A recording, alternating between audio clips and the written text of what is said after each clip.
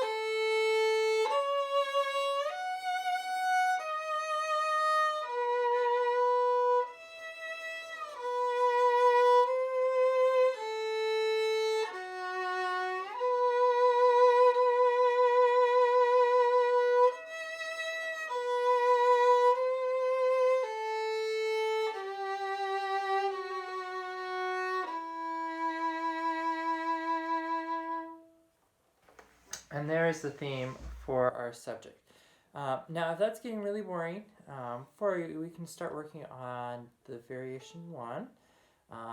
And again, as we're doing the variation 1, we want to make sure that we're following our correct bowing. I'm doing with the metronome. The three notes are right together as triplets. So ya da da dum bum bum ba da da dum bum bum. I'll play it in just a second.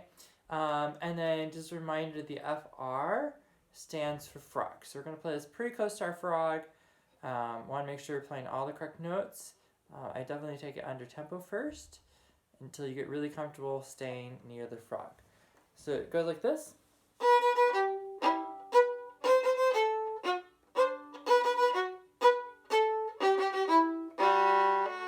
I'll try that again and play a couple wrong notes.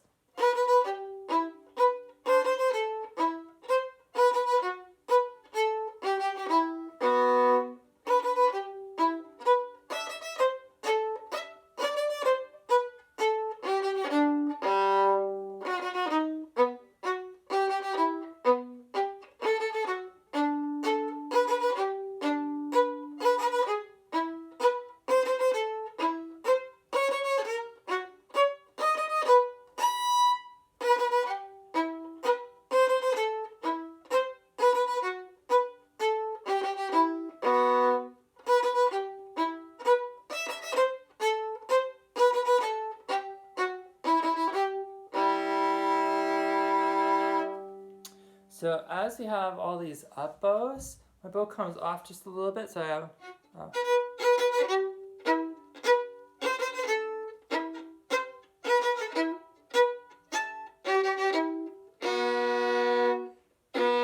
And as I play this, on all these up bows, I have a nice pickup, lift, and then set. Lift, set, lift, set. So I have a nice, I'm setting my bow on the string before I start every single one. So I want to make sure I'm not crashing into it as I'm playing. Now we also had our yost, which I'd given you the other week as well. I believe we were just doing yost on the E string this past week. So in each one 2 times, so I have...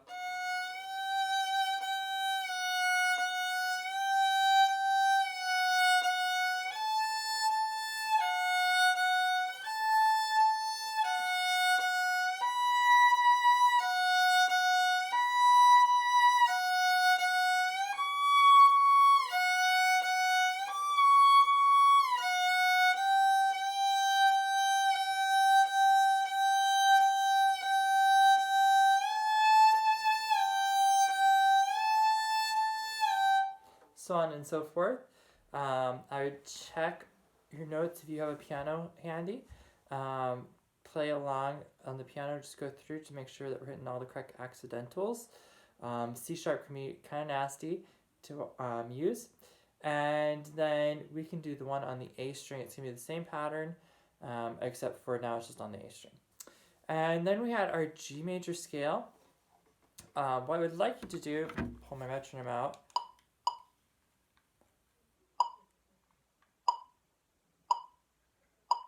Alright, we're going to set the metronome at 60.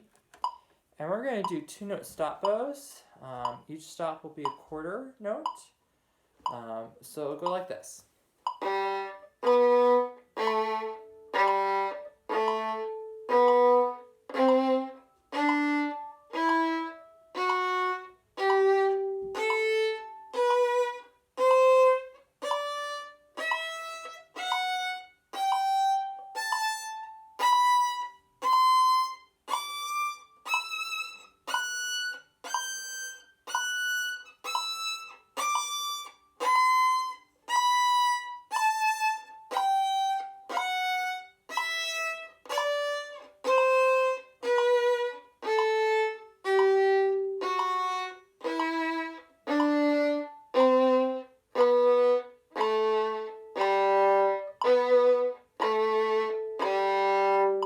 Make sure I have really nice stops and catches on each one. We call it staccato. Now I'm going to do it also with 4 notes. So now I'm going to 8th notes. So it'll be like this.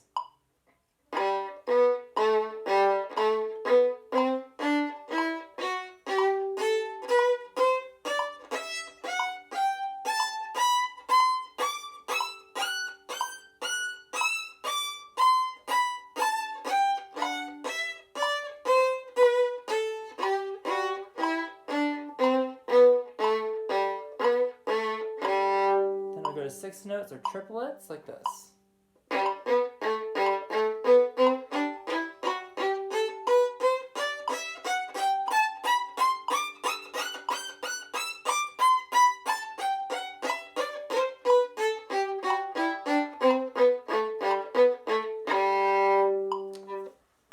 We'll just try for those 3. So I have quarter notes, 8th notes, and triplets. I'm doing it at 60 and about per quarter note.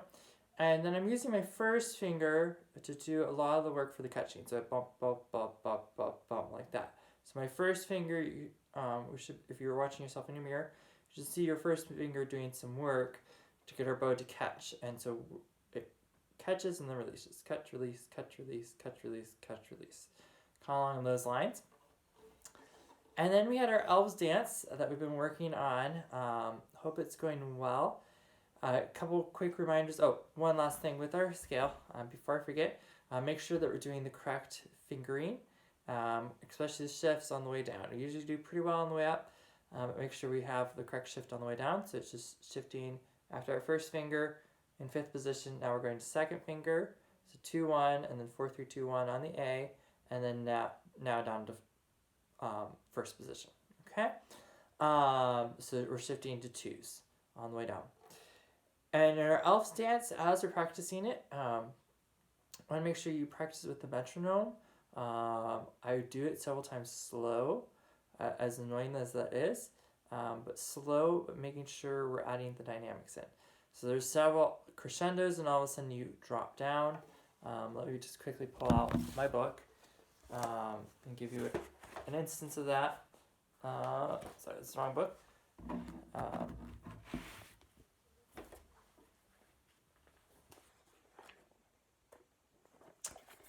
So for instance, in measure 8, we have a really big crescendo. We're supposed to go all the way up to forte by the time we hit measure 9. And after we start measure 9, we're back to piano. So really, at a slow tempo, try to add those in, as well as our accents. We have a lot of accents that happen in the song, and those sound really interesting. And then I encourage you, as you get to the very end, we are at piano, diminuendo all the way down to pianissimo, and then we have 3-piece. So here's 57.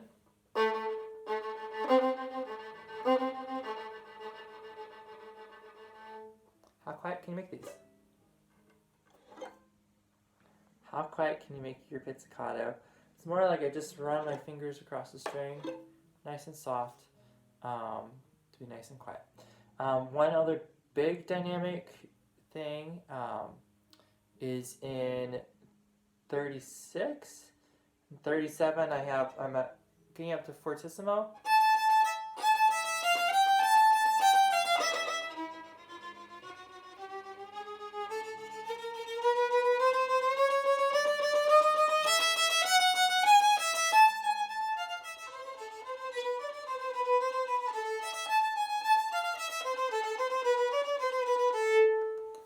So I want to make sure I have those big dynamic changes and drops, because this is where it makes it really interesting. And then I really want to feel like I'm scrubbing the string. So I don't want to have bow floating. That doesn't sound really good. I want to make sure I have a nice little click.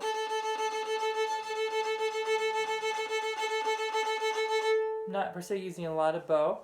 I'm engaging my first finger. So this first one, I'm not really doing first finger at all. Here I start to add the first finger in. He starts to engage some more with the bow stick.